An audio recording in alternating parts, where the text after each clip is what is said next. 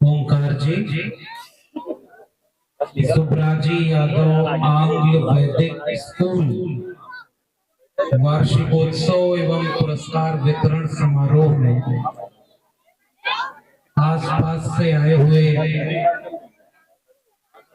सम्मानित बड़े बड़े बुजुर्गों, माताओं, बहनों, नौजवान साथियों को मेरा क्रांतिकारी जय भीम, जय मंडल, जय संविधान है, इंकलाब जिंदाबाद।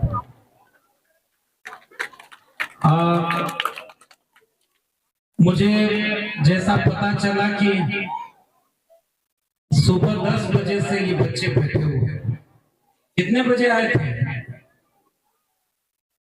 इतने थक गए हैं कि अभी बोल भी नहीं पा रहे। भूख लगी है? सब कह रहे हैं हाँ भूख लगी। तो ये इन बच्चों पर ज्यादती न हो। अब चूंकि स्कूल का कार्यक्रम है, छोटे बच्चे बैठे हुए हैं और बड़े बच्चों को वहां खड़ा किया गया है कि देखो कोई बात करे तो थोड़ा चुप कराओ। लेकिन अब इनको कितना देर चुप कराएंगे? अभी थोड़ी देर बाद अगर खड़े ही हो गए कि नहीं अब सम्मान दो, पुरस्कार दो और खाना वाना खा के चलते हैं, तो इसलिए बहुत ज्यादा वक्त नहीं लेना चाहूंगा, क्योंकि बहुत वक्त से हम लोग देर से आए, बच्चे समय से आ गए। और ये मंच इस मामले में बड़ा अलग है कि 4 साल, 5 साल, 6 साल के बच्चे भी हैं, नौजवान भी हैं और सामने 60 साल, 70 साल, 80 साल के हमारे बड़े बूढ़े बुजुर्ग भी हैं। तो जो बात बुजुर्गों की कहने लायक है वो बच्चों के समझ में नहीं आएगी, और जो बात बच्चों की कहे तो बड़े लोगों को लगेगा कि यही बताने के लिए दिल्ली से चल के आए थे, तो हमको पता ही था। तो बड़ा अलग तरह का इम्तिहान का वक्त है ये, आपने हमें मुश्किल में डाल दिया है आयोजक लोगों ने। इसलिए बहुत थोड़ी सी कुछ बातें, बड़े लोगों को फिर मौका मिलेगा, फिर कोई कार्यक्रम होगा तो उस पर बात कर लेंगे कि संविधान कैसे खतरे में है, दलितों पिछड़ों का आरक्षण कैसे खतरे में है, देश के ऊपर क्या संकट है, इस पर हम फिर बात कर लेंगे। आज मेरा मन है कि मैं थोड़ी देर बच्चों से बात करूं। आप लोग सहमत हैं? क्योंकि बहुत देर से ये बच्चे बैठे हुए हैं। तो सबसे पहले मैं पूरी आयोजन समिति का, विद्यालय के सभी शिक्षकों का आभार व्यक्त करता हूं कि आपने वार्षिक उत्सव का कार्यक्रम एक वैचारिक कार्यक्रम की तरह बनाया है। और बहुत सारे आयोजक लोगों का नाम है, मैं नाम किसी का नहीं ले रहा हूं। उन सब लोगों का सम्मान एक साथ, हमारे साथी जो वक्ता रहे, हमारे मित्र, हमारे संघर्षों के साथी, वैचारिक साथी प्रशांत कनौजिया भाई हैं। वो जब पत्रकारिता में नया नया अपना संघर्ष कर रहे थे, हम लोग विश्वविद्यालय में संघर्ष कर रहे थे, साथ में संघर्ष किया। हमारे प्रोफेसर विमल कुमार जी आए हुए हैं और आपके इस इलाके के बहुत सम्मानित युवा और बेहद प्रतिभाशाली सांसद प्रिया जी भी आई हुई हैं। मैं उनका भी बहुत स्वागत और अभिवादन करता हूं। अभी जब प्रबंधक महोदय बोल रहे थे तो उन्होंने ये बात कही कि बड़ी मुश्किल से संघर्ष करके विद्यालय खोला और विद्यालय आगे बढ़ाया। और जब वो ये कह रहे थे कि अपनी माँ की याद में इस विद्यालय की बुनियाद रखी, तो उनका कलेजा भर आया, जबान रुध गई अपनी माँ को याद करते हुए। और आज वो सारे लोग कितने खुश हो रहे होंगे जिनके नाम पर विद्यालय चल रहा है। इसलिए मैं प्रबंधक जी का और विद्यालय की पूरी समिति का धन्यवाद करता हूं और बधाई देता हूं कि आपने शिक्षा और कलम किताब के जरिए इस विचार की यात्रा को आगे बढ़ाने का काम किया, क्योंकि सबसे महत्वपूर्ण चीज होती है शिक्षा। लेकिन आजकल शिक्षा कैसी दी जा रही है?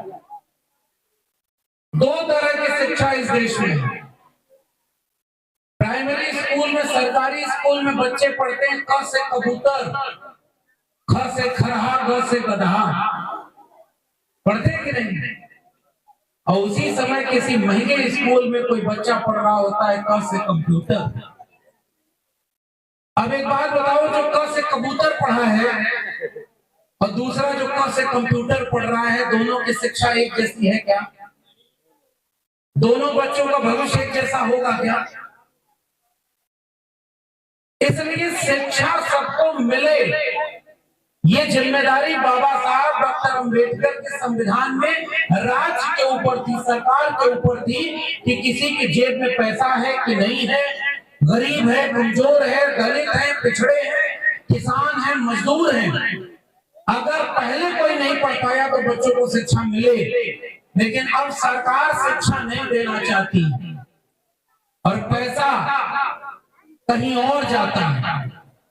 बचपन में हम लोग छोटे छोटे थे, स्कूलों में पढ़ाया जाता था, बच्चों को भी पढ़ाया जाता होगा, उठो लाल अब आंखें खोलो, पानी लाई हूं मुंह धोलो।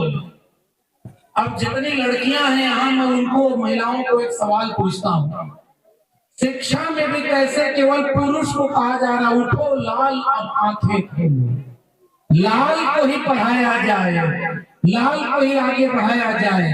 बेटा है तो बेटे को ही शिक्षा दो, बेटे को ही अच्छे स्कूल में पढ़ाओ।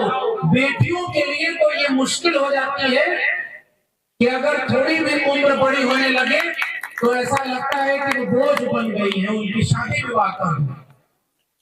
इसलिए जितनी लड़कियां यहाँ आई हैं, मैं उन सबको एक सलाह देना चाहूंगा कि जब तक पढ़ाई लिखाई करके अपने पैरों पर खड़े मत हो जाना, अपने भविष्य के लिए लड़ लेना कि बिना किसी अच्छे भविष्य के, अपने करियर के, हम किसी और की बाधा को नहीं मानेंगे और तब तक शादी नहीं करेंगे जब तक हमको पढ़ने का पूरा मौका। बताओ ये बात सही है कि नहीं सही है? जितने माताजी पिताजी लोग आए हैं, अच्छी अच्छी बात सुन के बहुत अच्छा लगता होगा। आजकल सब लोग चाहता है भगत सिंह पैदा हो, लेकिन अपने घर में नहीं, पड़ोसी घर में। तो भाई आप अपने लड़कियों को शिक्षा क्यों नहीं देंगे और लड़कियों को पढ़ाई कराएंगे? तो लड़कियों की शिक्षा पीढ़ियां बदलने का काम करती है। और आप मछली शहर के लोगों, आपको मैं फिर से बधाई देता हूँ, कितनी प्रतिभाशाली हमारी सांसद हैं। आपने उनको सांसद चुना, बड़ा अच्छा लगा। उन्होंने कहा, प्रिया जी ने, कि आप हमें बेटी कहें। मैं बगल में बैठा हुआ था, किसी ने कहा कि आप सांसद जी, तो उन्होंने कहा नहीं, मैं बेटी हूँ। संघर्षों से जो रास्ता चल करके यहाँ तक पहुंचे हैं, आज वो देश के सबसे बड़े सदन में खड़े होकर जब बोलते हैं तो लगता है कि शिक्षा बोल रही है, बाबा साहब का संविधान। इसलिए अपने घर के बेटियों को जरूर पढ़ाना, बेटों को तो पढ़ाते ही हो, और नहीं पढ़ाते हो तो बेटा बेटी दोनों को भूखे रहना, प्यासे रहना, एक रोटी कम खाना, एक कपड़ा कम पहनना, लेकिन अपने बच्चों को शिक्षा जरूर दिलाना। ये शपथ आज यहाँ से लेकर जाना चाहिए। नहीं तो आप क्या करते हो? आप कभी सोचो, खेत के काम में, खलिहान के काम में जितनी बेटियां हैं, उनको परिवार में आप सारे काम में लगा देते हैं और पढ़ाई का माहौल घर में नहीं है। मैं अपने घर में अपने भतीजे से एक दिन पूछा कि मुझे कोई कविता सुनाओ, तो उसने जो कविता सुनाई, पोयम सुनाई कि मम्मी जी की रोटी गोल गोल। सुना है बच्चों को? ये कविता आप लोगों में पढ़ाई जाती है? बोलो कैसे? मम्मी की रोटी और पापा का पैसा। सुना है ना सबने? अब सोचिए आप शिक्षा क्या दे रहे हैं? बड़े लोगों को समझा रहा हूं, मम्मी का काम रोटी बनाना, इसलिए मम्मी की रोटी गोल गोल, और पापा का काम है पैसा कमाना।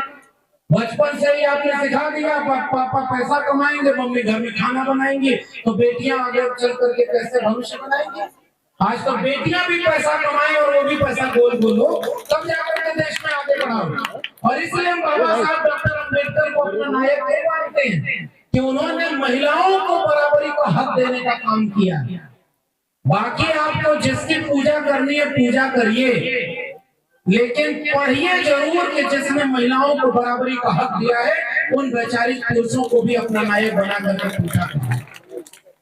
तो ये जो मम्मी की रोटी गोल गोल, पापा का पैसा गोल गोल, इस वाली शिक्षा में आप बच्चों को क्या बताएं?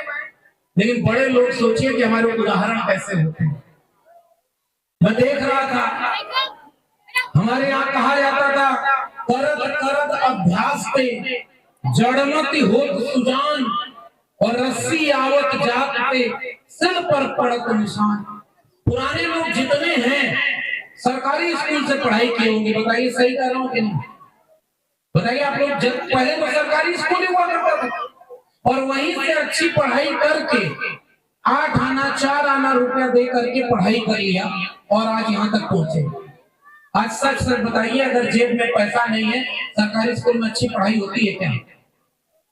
गरीब कमजोर के बच्चे वहां जाते हैं और जो भी अगर 2 रुपया बचाता है तो क्यों कोई नहीं चाहेगा कि उसके बच्चों को अच्छी शिक्षा मिले, तो अच्छे स्कूल में अपने बच्चों को भेजता है। ये बंटवारा जो हो रहा है इसकी वजह से एक खतरा पैदा हो गया है। कौन डीएम बनेगा, कौन एसपी बनेगा, कौन जज बनेगा, कौन वकील बनेगा। गरीब के घर में अगर कोई बच्चा पैदा हो गया तो ये मुश्किल हो गई है कि वो यहाँ से निकल करके दिल्ली विश्वविद्यालय और जवाहरलाल नेहरू विश्वविद्यालय कैसे पहुंचेगा। तो जौनपुर के लोगों जरा खोजो आपके बच्चे कहाँ हैं और कहाँ जाएंगे। इसके लिए पढ़ाई सबसे जरूरी चीज होती है। शिक्षा के बिना कोई मुक्ति नहीं मिलेगी। शिक्षा समझदारी देती है, शिक्षा चेतना देती है। मैं बहुत वक्त नहीं लूंगा क्योंकि जो बातें हमारे पूर्व के वक्ताओं ने कही उसी को दोहराने से कोई फायदा नहीं और बहुत वक्त हो गया। फिर कोई कार्यक्रम होगा तो आया जाएगा। लेकिन एक बात बस गुजारिश, कथा भागवत के नाम पर, पाखंड अंधविश्वास के नाम पर दान दक्षिणा देने में जो माँ बाप नहीं डरता है उन्हीं से 1 रुपया 2 रुपया किसी बच्चे को कलम और किताब खरीदने के नाम पर मांग कर देखिए, आपके लोग शिक्षा के लिए मदद करने से बचते हैं। बताओ सही बात है कि नहीं? अच्छा छोटे बच्चों, आप लोग से एक सवाल पूछता हूँ। हमारे यहाँ एक गुरुजी आए, उन्होंने कहा कि घी आग में डालना चाहिए कि दाल में डालना चाहिए? जोर से बोलो। घी किस कब फायदा करेगा, जब आग में डाला जाएगा कि दाल में डाला जाएगा? अब दूसरी जब बात का जवाब दो आप, गोबर खाने वाली चीज है क्या? अब बड़े लोगों से जाके पूछना, वो सब आज जो रील्स देख रहे हैं उसमें कुछ रील्स आती है और कहा जाता है अगर गाय का गोबर खाएंगे तो बीमारी ठीक हो जाती है। इस देश में पुराने किसान कमेरा लोग जो रहे उनको पता था कि गाय का गोबर खेत में डालने पर अनाज पैदा होता है और लोगों का पेट भरता है और दूध पिया जाता है जिससे ताकत आती है और पेट भरता है ताकि बुद्धि से काम किया जाता है। इसलिए अंधविश्वास और पाखंड में मत जाना। मैं आपसे केवल ये बात कहता हूँ, और मैं तो कभी भी सोचता हूँ, घर में आप धर्म सिखाते हो और बच्चा स्कूल में जाता है तो विज्ञान सीखता है, आपको धर्म तो नहीं पढ़ाया जाता है। एक पिक्चर आई थी अभी नई हाल ही में, स्कूल में मास्टर गया है तो वहां एक ऑब्जर्वर चेक करने आया हुआ है कि देखिए बच्चों की पढ़ाई कैसे करनी है। तो बच्चों को सब ऐसे असेंबली लग गई तो बच्चों को बुला के पूछ रहा है बताओ चंद्र ग्रहण और सूर्य ग्रहण कैसे लगता है? तो उसमें एक बच्चा खड़ा हुआ और कहा कि पृथ्वी सूरज के चारों तरफ चक्कर लगाती है, चंद्रमा पृथ्वी के चारों तरफ चक्कर लगाता है, जब तीनों एक सीधी रेखा में आ जाते हैं तो चंद्र ग्रहण हो जाता है, उनकी गति बदल जाती है तो सूर्य ग्रहण होता है। अभी वो मास्टर बोलने ही वाला था कि वाह बेटा वाह, तब तक दूसरा एक बच्चा बोल पड़ा, मास्टर जी ये गलत बोल रहा है, पृथ्वी तो शेषनाग के फन पर टिकी हुई है। और ये फिल्म बनी है, मैं अपने से नहीं बोल रहा हूँ, उसकी रील्स खूब वायरल हो रही है, छोटी सी क्लिप है, अगर मोबाइल चलाते हो तो देखा होगा। मास्टर कहता है क्या बोल रहा है तुम? हाँ हमारे यहाँ एक आदमी आया था और घर में सब लोग बैठ के चुपचाप उनकी बात सुन रहे थे, तो वो बोले कि पृथ्वी उनके फन पर टिकी हुई है तो पृथ्वी घूमेगी कैसे? तो कहे चंद्र ग्रहण कैसे लगता है तुम बताओ? तो कहा राहु तो केतु जब खा जाता है तो चंद्र ग्रहण लग जाता है। मास्टर कहता है अरे राहु अब चुप हो जाओ नहीं तो हमारी नौकरी भी तुम खा जाएगा। हमारे देश का सबसे बड़ा दुर्भाग्य ये रहा है आप प्रैक्टिस करते हो धर्म की और पढ़ाना चाहते हो विज्ञान। एक म्यान में दुई तलवार न देखा न सुना, इसलिए बच्चों को आप थोपते हो। घर में जाओगे तो कहोगे कि ये करो वो करो, और स्कूल में जाएगा तो कुछ और पढ़ेगा। इसलिए बच्चों के सामने मुसीबत ये है, जो हम सिखाएंगे वो बच्चे सीखेंगे। आप अगर अपने घर में जातिवाद सिखाएंगे तो बच्चे जातिवादी होंगे। आप अगर घर में लैंगिक भेदभाव सिखाएंगे, आप अपने घर की बेटी को पढ़ाएंगे नहीं, तो वो भाई जो है बहन के ऊपर शासन करने के लिए तैयार है। अगर घर में हम बेटी और बहन को सम्मान से हटा कर देखना चाहेंगे, तो ये लड़का जब बड़ा होगा, चौराहे पर खड़ा होगा, तो दूसरे की बहन बेटी को भी सम्मान से देखेगा और समाज अच्छा बनेगा। इसलिए ये सीख आपको बच्चों को यहाँ की देंगे। और आज समाज की सबसे बड़ी समस्या ये है कि हमारी शिक्षा बर्बाद हो रही है, और शिक्षा केवल डिग्री का नाम बन गई है।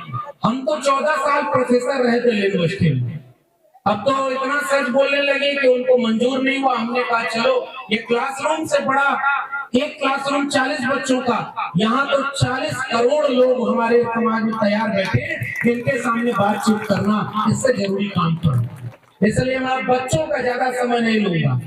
लेकिन बच्चों एक बात बताओ, बड़े होके क्या बनना चाहते हो? देखो डॉक्टर बोल रही बच्ची, आप क्या बनोगे? हाँ, जोर से बोलो, बैठे बैठे बोलो। बड़े होके क्या बनोगे? अभी सोचा नहीं है। डीएम बनेगा? वाह, आप क्या बनोगे? डॉक्टर बनेगा। इधर बच्चियों तुम बताओ। हाँ, बैठे बैठे बोलो जल्दी जल्दी, नहीं तो और भूख लग जाएगी, बार बार खड़े होकर बैठो। आईएएस बनेगी। पीछे बच्चे बताओ, ये जो बड़ी बच्चियां बैठी हैं, आप बताओ। डॉक्टर बनना चाहती है आप? अच्छा, भी डॉक्टर, इंजीनियर, वकील और डीएम बनेगा तो धर्म कौन बचाएगा? इसलिए हमारी आपकी जिम्मेदारी है कि इस तरह की झूठी बातों में अपने बच्चों को और अपने समाज को मत आने दीजिए। बच्चों को डीएम, एसपी, कलेक्टर और डॉक्टर बनाने के लिए पढ़ाई कराइए। यही आज के कार्यक्रम की सबसे बड़ी जरूरत है। और जिसको जो बचाना है उसको बचाने दीजिए। आप भूखे रहना, प्यासे रहना, एक रोटी कम खाना, और किसी भी पाखंड अंधविश्वास में 1 रुपया मत देना अपने बेटा बेटी को। और अगर अपने बेटा बेटी को पढ़ा रहे हो तो अपने पड़ोसी के बेटा बेटी को शिक्षा देना, कलम और किताब खरीद के देना। इससे बड़ा धर्म का काम भी दुनिया में दूसरा नहीं है। यही मैं गुजारिश करना चाहता हूँ। छोटे छोटे बच्चों के मन में एक सपना है कि वो देश चलाएंगे, हुकूमत करेंगे। इसलिए मैं यही बात अपनी खत्म करूंगा कि पढ़ने देना हमारी जिम्मेदारी है। हम बच्चों को, आज कहा जा रहा है कि मोबाइल दिया जा रहा है, तो उसी मोबाइल का अगर सदुपयोग करेंगे तो उसी मोबाइल में सारा ज्ञान भी भरा है, लेकिन दुरुपयोग करेंगे तो बिगड़ने के लिए सब कुछ उसी मोबाइल में उनके हाथ में खड़ा है। इसलिए आज आपका समाज तलवार की धार पर खड़ा है, उसको बचा सकते हैं तो बचा लीजिएगा यहीं से। हमारे यहाँ भोजपुरी, ये भी पूर्वांचल में ही आता है ना। भोजपुरी में हमारे यहाँ एक गाना बना बहुत पहले, नून रोटी खा के भले जिंदगी बिगड़ी, अपने ना पढ़ला मगर बचपन के पढ़े। नून रोटी खा के भले जिंदगी बिगड़ी, अपने ना पढ़ला मगर बचपन के पढ़ैया। पढ़ लिख के ही केहू बनल महान बा, और पढ़ा लिखा भैया कलमिया में जान बा। इसलिए कलम से ज्यादा ताकतवर कोई चीज नहीं है। आज प्रिया सरोज अगर संसद में खड़े होकर बोल लेती हैं तो वो कलम और किताब की ताकत है जो बाबा साहब के संविधान ने हमें दिया। मैं आजमगढ़ से चलकर इलाहाबाद यूनिवर्सिटी टॉप किया, दिल्ली यूनिवर्सिटी में पीएचडी किया, वहां 14 साल प्रोफेसर रहा। तो हमारे पूर्वज तो भैंस गाय चराते थे, दूध दूहते थे, बेचते थे। प्रशांत कनौजिया के पूर्वज तो हाथ से श्रम करते थे और तमाम लोगों के, लेकिन जेब में 1 रुपया बचा तो बच्चों को पढ़ाया। और आज वो देश चलाने के लिए बाबा साहब के संतानें वहां पर मौजूद हैं और वो आपके हक और अधिकार की लड़ाई भी लड़ रही है। लेकिन गनीमत ये है कि जहां अशिक्षा ज्यादा है वहीं पाखंड ज्यादा फैल रहा है। जहां शिक्षा ज्यादा, दक्षिण भारत में जाओ, दक्षिण भारत में इस तरह की चीजें नहीं देखने को मिलती। ये पूर्वांचल के इलाके में सबसे ज्यादा दिक्कत यही आ गई है। गांव कुछ और चल रहा है और बेटा बेटी को आप कुछ और बनाना चाहते हैं। इस आग से बचाना मेरे लोगों अपने बेटा और बेटियों को। और जो बड़े बच्चे हैं उनको घर में सबक लो, सीखो। टेलीविजन पर बैठकर आप दंगाई न्यूज देखोगे तो आपका बच्चा सड़क चौराहे पर जाकर दंगा की भीड़ में शामिल होगा। इसलिए बच्चियों को ज्ञान ऐसा दी जो विचारधारा से जुड़ा हो। और इसलिए जितने बच्चे यहाँ आए हैं मैं इन सबको कहना चाहता हूँ, जितना मन लगा के पढ़ाई करना और अपने पढ़ाई के लिए अपने माँ बाप से लड़ना हो तो पीछे मत हटना, पढ़ाई के लिए लड़ जाना, लेकिन पढ़ाई कभी भी छोड़ना मत। वही आपकी मुक्ति का रास्ता है और वही आपको कामयाबी का रास्ता बनाएगा। इसी बात को कह करके मैं फिर से, बहुत दूर से हम लोग चल के आए, बहुत सारे लोग हैं। अब इन बच्चों को सब बड़े लोग आज एक शपथ लीजिए कि जो भी सक्षम है आसपास खोजिएगा। कोई गरीब कमजोर का बच्चा शिक्षा के बिना रह जाए तो उसकी 100 रुपए से लेकर 1000 रुपए फीस होगी, उसकी किताब फीस कॉपी का काम आप वहां करवा दीजिएगा। आपका समाज अपने आप बचने के लिए तैयार है। लेकिन हमारे यहाँ एक मुश्किल हुई है, जो सक्षम हो गया वो अपना बेटा बेटी को तो चाहता है कि आगे बढ़ जाए, लेकिन और किसी के बेटा बेटी से उसको मतलब नहीं है। हमारे एक मित्र आए हुए हैं ऋषि यादव जी, ये आए हुए हैं समाजवादी कुटिया चलाते हैं और समाजवादी कुटिया चलाकर इन्होंने शिक्षा के लिए मुफ्त में स्कूल में वहां पर बच्चों को पढ़ाने के लिए काम किया, कलम और किताब बांटा है। मैं उनका यहाँ से बधाई देना चाहता हूँ। और ये बात कह करके कि आज ये जो स्कूल का कार्यक्रम हुआ है इसको यही खत्म मत मानना।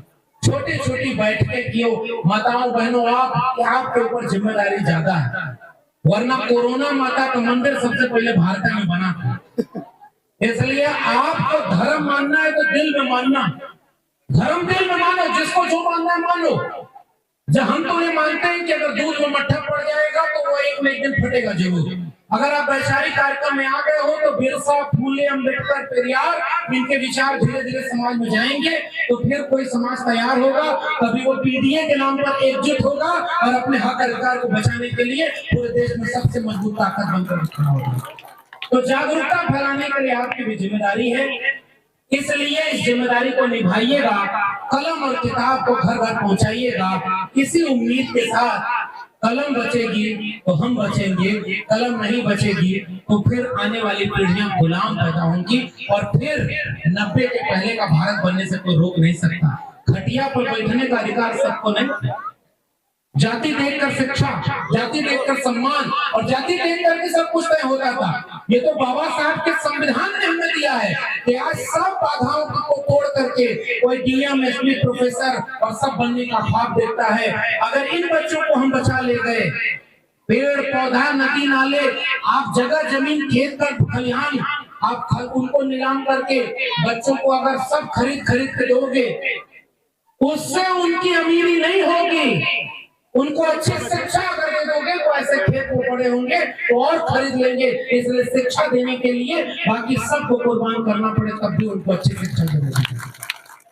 उनको दिल्ली विश्वविद्यालय भेजिए, उनको जवाहरलाल नेहरू विश्वविद्यालय भेजिए, अपने घर के लड़कियों को भी सपना दिखाइए कि अगर वहां पर जाए तो वकील बने, डॉक्टर बने, इंजीनियर बने। लेकिन उसके लिए आपको कुर्बानी देनी पड़ेगी कि आप घर का काम अगर उन्हीं सब बच्चों से कराएंगे तो उसको पढ़ने का भी मौका दीजिए। ऐसा माहौल बने तब ये शिक्षा की क्रांति गांव गांव फैलेगी। गोबर वाला भारत नहीं बनेगा, जो हलवा खाए गोबर में खाए, ऐसा भारत बनाने के लिए देखो समझदारी आती है। एक आध तो बात कह के खत्म कर देता हूँ। एक आदमी चढ़ गया खजूर के पेड़ पर, तो खजूर के पेड़ पर चढ़ गया तो ऊपर से नीचे देखा तो डर लगी कि नीचे कैसे उतरेंगे। तो उस जिस देवी देवता की पूजा करता था, कहा कि हे भगवान, अब की आप सही सलामत नीचे उतार दीजिए, इस मंगलवार 1 किलो लड्डू चढ़ाऊंगा। आधा दूर उतरा, फिर कहा कि देखिए गरीबी बहुत बढ़ गई है हमारी, आधा किलो लड्डू चढ़ाऊंगा, उससे खुश हो जाइएगा। थोड़ा और नीचे उतरा, हिम्मत बढ़ी, तो उसके बाद कहा मंगलवार को तो बहुत लड्डू वैसे ही चढ़ता है आपके यहाँ, मैं 250 ग्राम चढ़ाऊंगा, उतने में ही मान जाइएगा। और करते करते जब वो बच्चा नीचे उतरा तो कान पकड़ करके उठक बैठक किया कि मैं जीवन में अब कभी पेड़ पर चढ़ूंगा और न लड्डू। समझदारी आती है तो पाखंड अपने आप खत्म हो जाता है। और ये बहुत जरूरी चीज है। एक बुजुर्ग गुजर गए, अब मैं एक पत्रिका इन्होंने दी है, उसमें लिखा है मृत्यु भोज कौन बंद करवा है। ये शूद्र शिवशंकर जी, ये लाल बहादुर जी, लाल प्रताप जी, मैं इनको कितने दिन से देखता हूँ, सोशल मीडिया पे जुड़े हैं, ये कितनी जागरूकता फैलाने के लिए काम कर रहे हैं। तो थोड़ा समाज अपने से काम करे। नेता और हम लोग जैसे प्रोफेसर दो चार बात बोल देंगे, लेकिन समाज तैयार होगा तब नेता उसके पीछे आएगा। वो वहां पर ज्योतिबा फूले के समय की कहानी है। दादाजी गुजर गए तो पिताजी ने उनके लिए कहा कि दादाजी की आत्मा कहाँ है, तो कहा ऊपर है, बहुत जैसे है, गोदान करेंगे तो उनको मुक्ति मिलेगी। तो कहा गोदान में गाय उन तक जाएगी कैसे? तो उन्होंने कहा हम है ना धरती पे उनके अवतार। तो उनको गाय दिया, वो लेके चले गए। और जब वो लेके चले गए कुछ दिन बाद लौटे, कहे दादाजी की आत्मा कैसी? बढ़िया, गाय का दूध पीते हैं और बढ़िया रहते हैं, लेकिन उनको एक परेशानी है। तो कहा क्या? तो कहा सोने के लिए चारपाई नहीं है। तो कहा कैसे जाएंगे? तो कहा हम है ना, हमको आप देंगे, हम वहां तक पहुंचा देंगे। तो चारपाई नहीं नहीं, पिताजी ने कहा कि दादाजी को जीते जी को पानी नहीं पिलाया, बाद में चलो वो अच्छे से सो ले। फिर तीसरी बार जब वो आए तो कहे कि वहां सब कुछ ठीक है, बढ़िया दूध पी रहे हैं, चारपाई पर सो रहे हैं, लेकिन थोड़ा मछली शहर बाजार आने जाने में दिक्कत होती है। नई साइकिल अगर मिल जाती है तो उनको बड़ा आराम हो जाता है। जैसे ही पिताजी साइकिल घर पे लेने वाले थे, एक बच्चा वहीं छोटा घर में, उसने कहा था पिताजी रुकिए, ये जितना सामान आपने दिया है वो सामान दादाजी तक पहुंचा ही नहीं। वो आदमी बीच में कहा, अरे तुमको कैसे पता कि नहीं पहुंचा है? तो उसने कहा कि दादाजी ने देखो हमको चिट्ठी ली है कि बेटा तुम्हारी भेजी हुई गाय, चारपाई और साइकिल हम तक पहुंची ही नहीं, बीच में ही घोटाला हो गया। तो वो आदमी नाराज होकर खड़ा हुआ और कहा ये चिट्ठी तुम्हारे पास किस रास्ते आई है? तो वो बच्चा बोला उसी रास्ते जिस रास्ते आपने गाय भेजी थी, चारपाई भेजी थी, साइकिल भेजी थी। जब तर्क आएगा, विवेक आएगा, तो इनको कोई मूर्ख नहीं बना पाएगा। इतना समझते हैं कि नहीं? और जब तर्क विवेक नहीं होगा तो कोई भी आएगा मूर्ख बनाएगा, शिकारी आएगा जाल फैलाएगा, दाना डालेगा, और आप कहते रह जाओगे कि बच्चों उस जाल में फंसना मत, और जाल में सारे लोग फंसते चले जाएंगे। मैं विद्वानों के ऊपर छोड़ देता हूँ कि आपके ऊपर कितने तरह के जाल फेंके जा रहे हैं। इसलिए जाते जाते ये कह के जा रहा हूँ, बचना, गोबर खिलाने वालों से बचना, अंधविश्वास और पाखंड फैलाने वालों से बचना, दंगों के भीड़ में धर्म के नाम पर लड़ाने वालों से बचना, और उनको पहचानो जो आपको कलम और किताब हाथ में देना चाहते हैं, और उनके साथ पढ़ो, आगे बढ़ो, इससे ही मुक्ति मिलेगी। पहले पढ़ते थे हम लाए हैं तूफान से किश्ते निकाल के, इस देश को रखना मेरे बच्चों संभाल के। तो बच्चों को देश संभालना है तो पहले भविष्य संभालने के लिए पढ़ाई करो, और पढ़ाई लिखाई से बड़ा जीवन में दूसरा कोई काम नहीं है। कहीं डुबकी लगाओ चाहे मत लगाओ, अपने बच्चों को अच्छी शिक्षा दिला देना, इससे बड़ा पुण्य और कोई नहीं मिलेगा। मैं यही बात कहकर के अपना विदा लूंगा, और इन बच्चों को खूब ढेर सारी बधाई। आप सुबह से बैठे हो, यहाँ से जाना तो अपने घर में ये बात कहना कि जब तक हमारी पढ़ाई पूरी नहीं हो जाती, आप जैसे भी करके हमको पढ़ाई कराना, और हम सबको शुभकामना देते हैं। मेहनत करना, जहां मौका मिले हम जैसे लोगों से मदद लेना, डीएम बनो, एसपी बनो, डॉक्टर बनो, इंजीनियर बनो। छोटे सपने देखना पाप है, सपने हमेशा बड़े देखो और ऊंची उड़ान मारो। आसमान तुम्हारे लिए खाली पड़ा बैठा है। इसी उम्मीद के साथ आप सबको बहुत बहुत धन्यवाद, ढेर सारी शुभकामनाएं। जय भीम, जय मंडल, जय संविधान, इंकलाब जिंदाबाद।